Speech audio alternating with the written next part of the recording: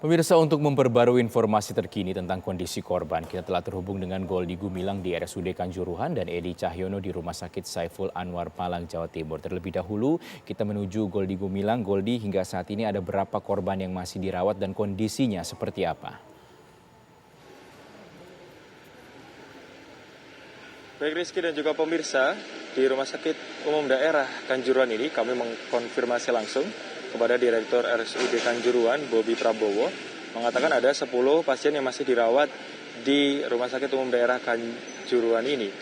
10 diantaranya ini masing-masing ada 4 yang dirawat di ruang ICU dan ada 6 yang dirawat di ruangan pasca operasi. Kami melihat tadi ada 1 pasien yang baru datang dari Malang, berusia remaja 15 tahun, namun identitasnya tidak dapat kami informasikan karena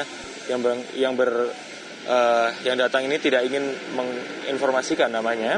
Ini baru datang, ini adalah salah satu penonton juga yang datang ke Stadion Kanjuruhan pada saat laga derby Jawa Timur antara Arema dan juga Persebaya yang mengalami sesak nafas. Kami melihat bahwa dari pengakuan pasien ini mengatakan sesak nafas 3 hari karena terkena gas air mata. Lalu untuk beberapa pasien yang kami bilang ada beberapa yang dirawat pasca operasi ini. Operasinya adalah operasi patah tulang dan juga operasi teromak. Selain itu juga kami melihat di lokasi ini keluarga korban berada di dalam Rumah Sakit Kanjuruhan ini. Selain itu juga kami terus mengupdate informasi untuk identitas dari ke-10 pasien yang dirawat di RSUD Kanjuruhan ini telah teridentifikasi.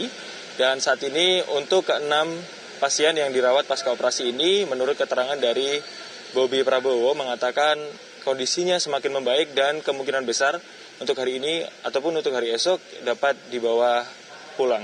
Selain itu, untuk korban jiwa yang berada di Rumah Sakit Kanjuruhan ini memang sudah dibawa ke rumah duka masing-masing.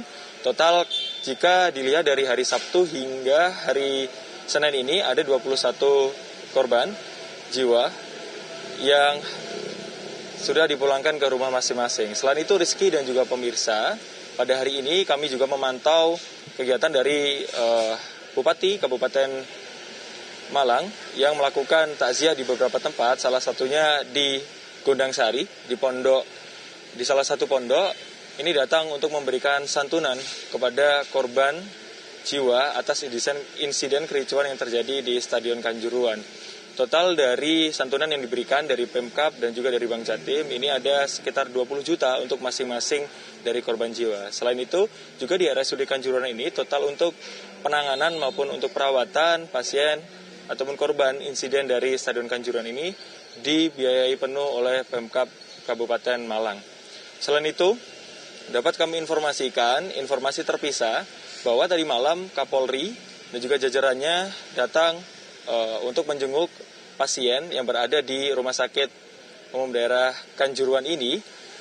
Kapolri bersama jajarannya, kami juga melihat ada Menpora, ada juga Ketua PSSI dan juga Gubernur Jawa Timur datang ke RSUD Kanjuruhan ini. Sebelumnya Kapolri Jenderal Listio Sigit Prabowo ini datang menuju ke Stadion Kanjuruhan pada sore hari untuk melihat kondisi di TKP tempat terjadi perkara kericuan yang terjadi pada hari Sabtu kemarin tersebut. Kemudian Kapolri juga menegaskan bahwa korban jiwa hingga saat ini berjumlah 125 orang karena beberapa informasi kemarin ada data yang double sehingga total sekarang adalah 125 orang. Sementara itu Rizky, informasi dari RSUD Kanjuruhan, kami akan terus mengupdate informasi dari RSUD Kanjuruhan. Rizky.